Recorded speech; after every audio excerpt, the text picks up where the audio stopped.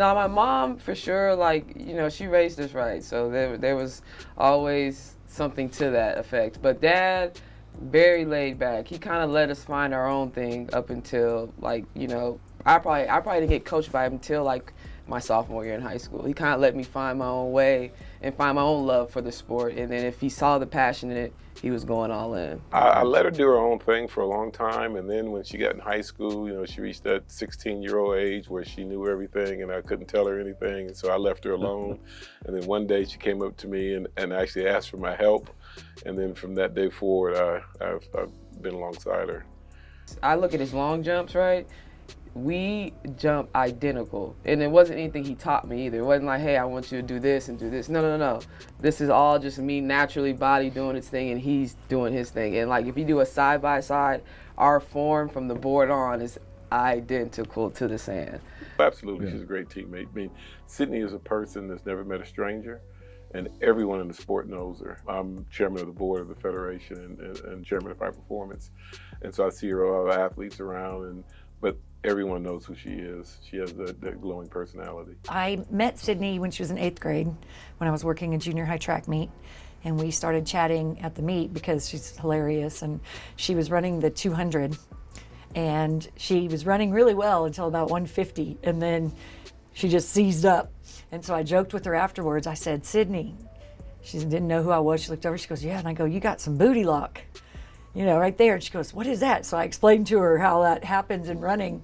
And Sydney just said, well, the coach made me run long distance today. And I said, I don't think 200 meters is long distance, Sid, but okay.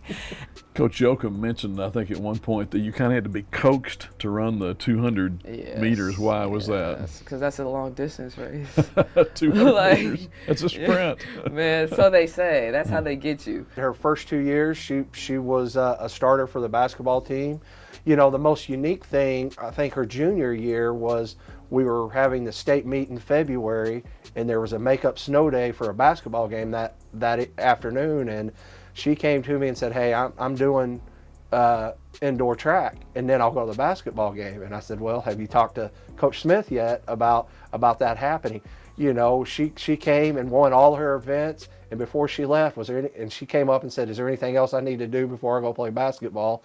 And I said, no. She helped us win a state championship, and that night she was able to help the basketball team beat Springdale. It was great, like just being a part of that team at that time. I mean, we were, I think, 32 maybe or something like that, 18th in the country, and so it was really cool to be involved in that atmosphere and around those girls, because I mean, they pushed you, and I was young too, so I was just starting with them, so that was great. And to take home a state title, like, icing on the cake. Another trait that I know that's in actually all my kids, and in Steven, and definitely in Sydney, is the work that she puts in. It's amazing. I mean, she's an athlete that she could go coachless and give you the same amount of intensity and the same amount of work and wouldn't skip. If I wanted to get under her skin, I could tell her that, okay, we're done, we're not doing it anymore, and she would get angry, right? At that statement before she would, we're going to add to it. The biggest thing about Sydney was she was a team person. She wanted the people around her to do well. She would help them, and really motivate them. And the other thing is, I think they saw her high work ethic. I mean, when you saw her working in practice, a lot of times we had to put her in with the boys group to get her to get pushed and to reach her potential. For track, I like the fact that it's not the fact that you can't rely on other people, because it's all you. Mm-hmm. So like, if you lose, you can't blame anyone else. It's you lose, So I like that accountability part of it all for track too. At the Texas Relays in the long jump, I got a story about that. She actually on her fifth jump, I told her to keep it where it's at, don't move back any. And she did that, and she went down there and she fouled.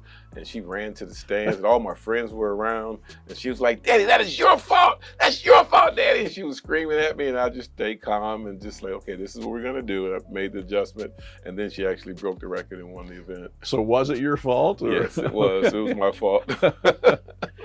I guess the funniest thing is when you saw Sydney walk around the hallways and you just watched her going from class to class and you didn't know who she was, as slow as she moved around the hallway, you would have never known how fast she was on the track, because she took her time going from class to class or wherever she was going in the hallway. And you know, and you kept going. I would always say, why are you that slow in the hallway? She said, I'm just saving myself for practice and meets. So I mean, she is 100% dedicated to everything that she does.